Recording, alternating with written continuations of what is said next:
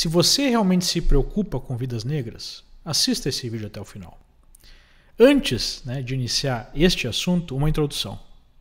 Há duas formas de conduzir a sua vida, buscando a verdade mesmo que ela contradiga suas crenças iniciais ou buscando impor a sua vontade mesmo contra todas as evidências.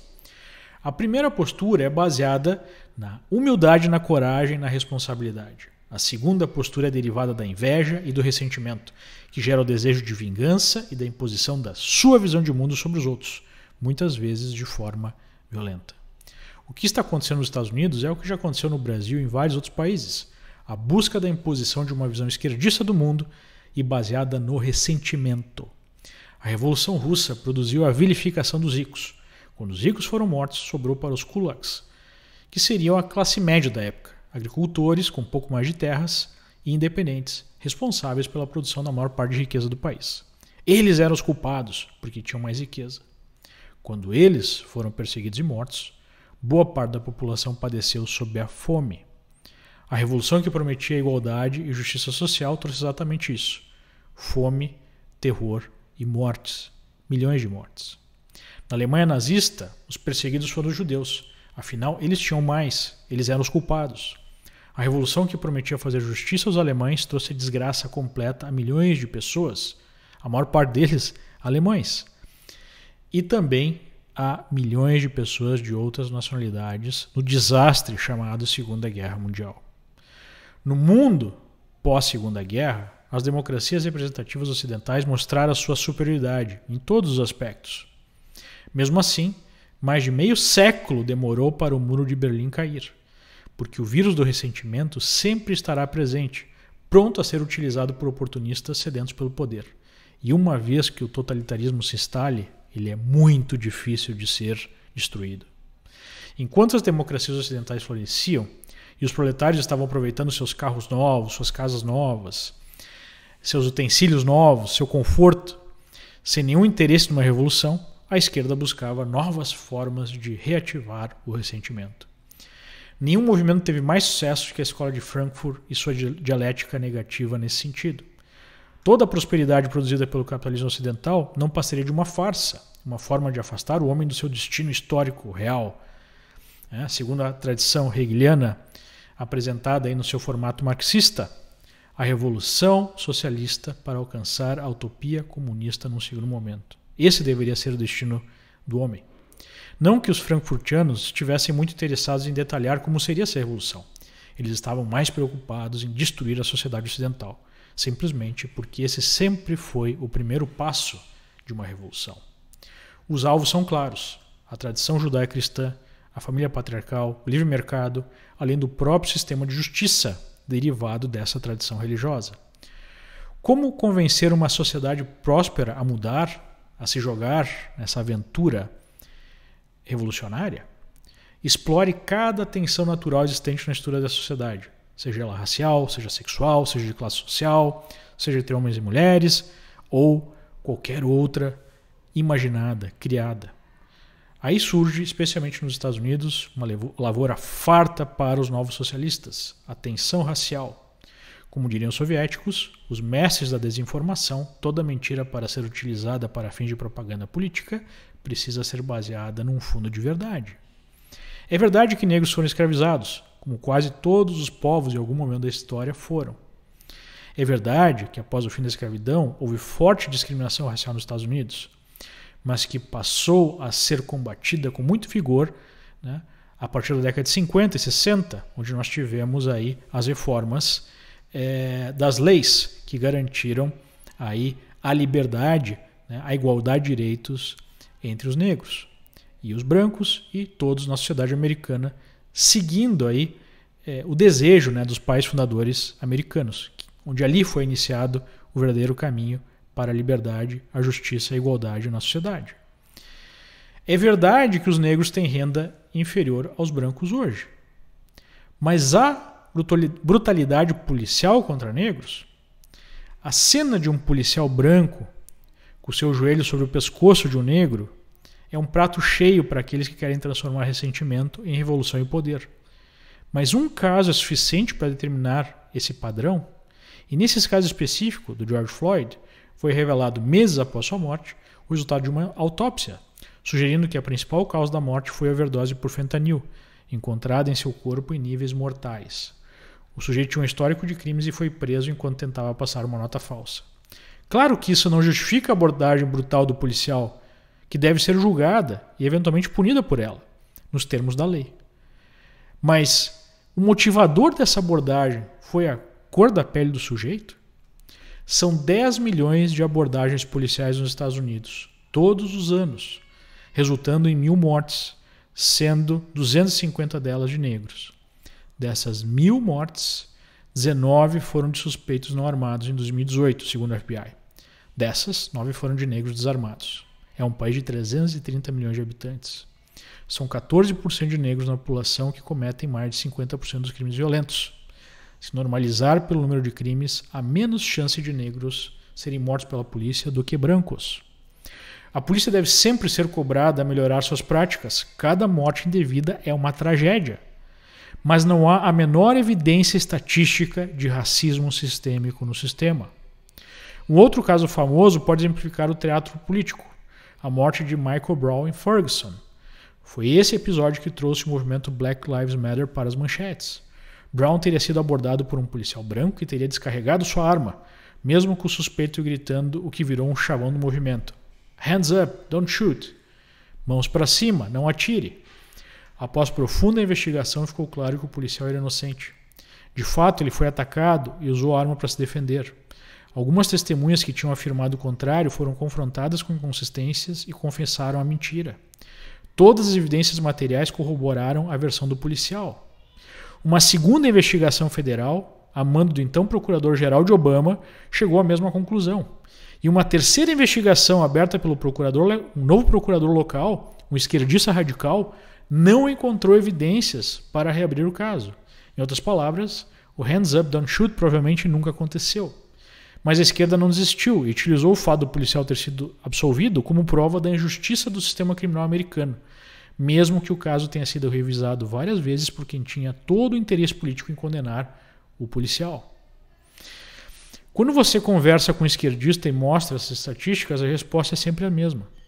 O fato dos negros terem renda média menor e cometerem mais crimes mostra que eles são discriminados. Está aí a prova.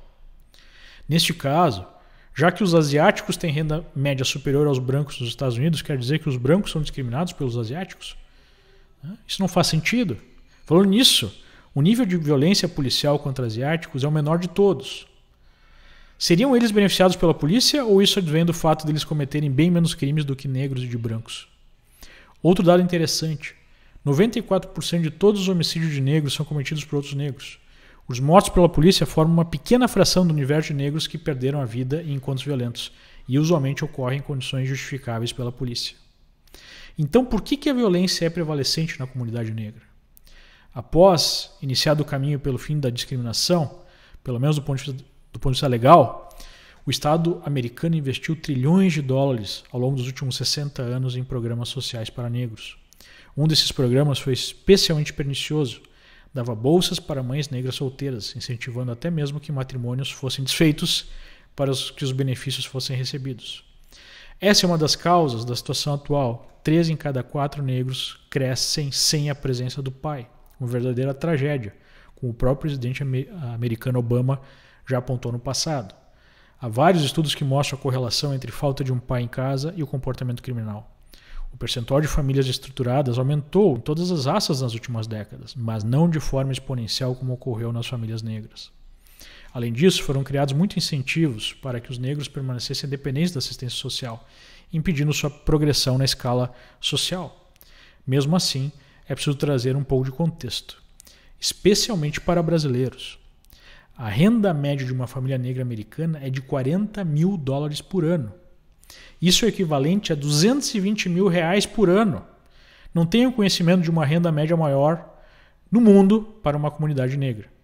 Claro que a esquerda foca na disparidade, com a renda dos brancos, que é de $68 mil por ano. Nesse caso, os brancos devem se sentir discriminados, já que os asiáticos têm renda média de $81 mil por ano. Mesmo após trilhões de dólares gastos pelo Estado americano em políticas assistencialistas, sem evidência de resultado positivo, ao contrário, Qual é a proposta da esquerda para resolver a disparidade, o que eles chamam de racismo sistêmico? O fim da polícia está sendo mencionado, né, sob o slogan Defund the Police, ou seja, tire as verbas da polícia. O uso dos recursos para criar mais assistencialismo aos negros e a reforma do sistema criminal para que as leis sejam menos duras. Ora, a tragédia que pode ocorrer em escala nacional já pode ser observada em algumas cidades, onde tais políticas estão sendo implementadas. Da mesma forma que os jovens sabem pouco sobre o lixo socialista, já que nasceram, né, depois aí, ou foram criados depois da queda do muro, tampouco sabem como as cidades americanas eram violentas nas décadas de 70 e 80. Talvez até poucos brasileiros saibam disso. O jogo começou a virar justamente na década de 90, onde Nova York foi pioneira na implementação da política das janelas quebradas, levada a cabo pelo republicano Rudolph Giuliani.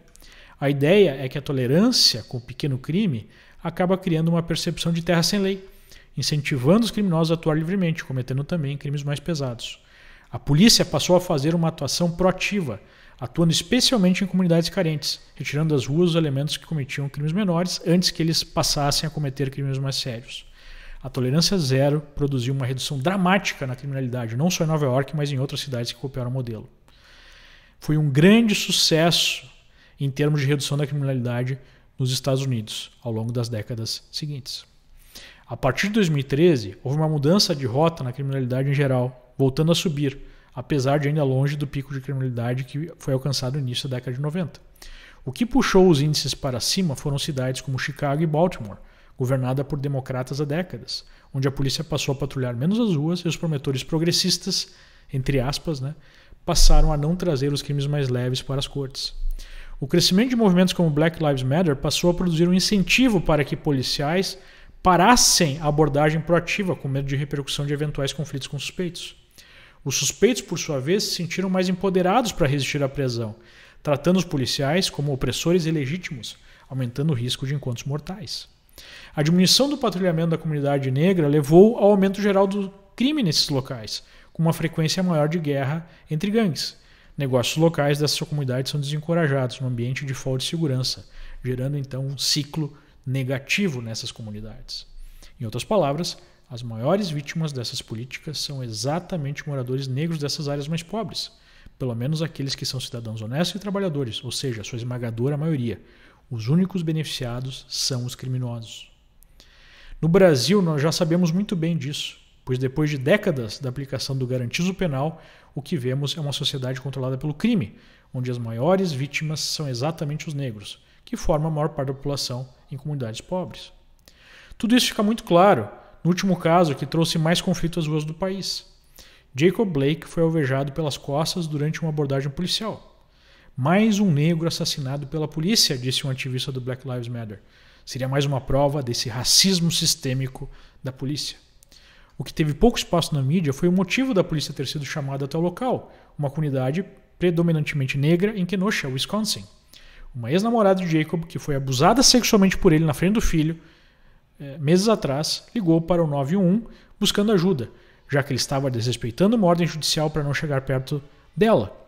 Havia inclusive um mandado de prisão para o sujeito por esse abuso. Ele resistiu à prisão, empunhava uma faca militar, entrou em luta corporal com um dos policiais, segundo relatos desses, e resistiu a 2 choques de taser. Um policial atirou quando o suspeito tentou entrar no seu carro, onde parecia buscar algo, que poderia ser uma arma. Se a conduta da polícia foi correta ou não, a justiça irá decidir. Mas Jacob era um fugitivo da polícia que poderia estar na casa de sua vítima, também negra, para cometer novamente uma violência sexual. Se não houvesse polícia, como querem os ativistas Black Lives Matter, o que teria acontecido? O que aconteceu em Chicago em julho pode dar uma ideia. Com a polícia tendo que combater o vandalismo e saques por conta dos protestos, ou mesmo recolhida para evitar novos conflitos nos bairros negros, o crime nessas áreas disparou, atingindo o maior patamar em 28 anos. Mais de 107 moradores de Chicago morreram assassinados, a esmagadora maioria negros, incluindo 2 crianças. Além do aumento significativo da violência em cidades com mais protestos, já ocorreram mais de 33 mortes diretas por conta desses eventos, sem contar a destruição de centenas de propriedades.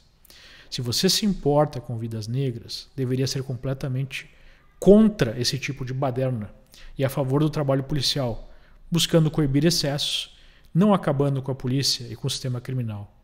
No Brasil, nós sabemos muito bem o que o sistema criminal leniente produz. Mas o movimento Black Lives Matter e seu grupo auxiliar, Antifa, não está nem um pouco preocupado em salvar vidas, muito menos de negros. Os próprios fundadores do movimento afirmaram em entrevista que ele segue uma ideologia clara, a ideologia marxista. O seu objetivo é eleitoral, transformando o sofrimento dessas comunidades em ressentimento, alimentando a revolução. E nesse momento, a agenda revolucionária quer a saída de Donald Trump da presidência. Os políticos de esquerda não querem que negros e outras minorias sejam tratados de forma igualitária, mas sim querem mantê-los como eternas vítimas do sistema, contando dessa forma com seus votos, em troca de benefícios sociais. Soa familiar aos brasileiros? Nada pode ajudar mais a sociedade como um todo do que a manutenção da lei e da ordem. A campanha presidencial americana é sobre isso. A manutenção da lei e da ordem, ou a aventura é responsável por processos socialistas revolucionários que já destruíram tantos países pelo mundo e agora ameaçam os Estados Unidos.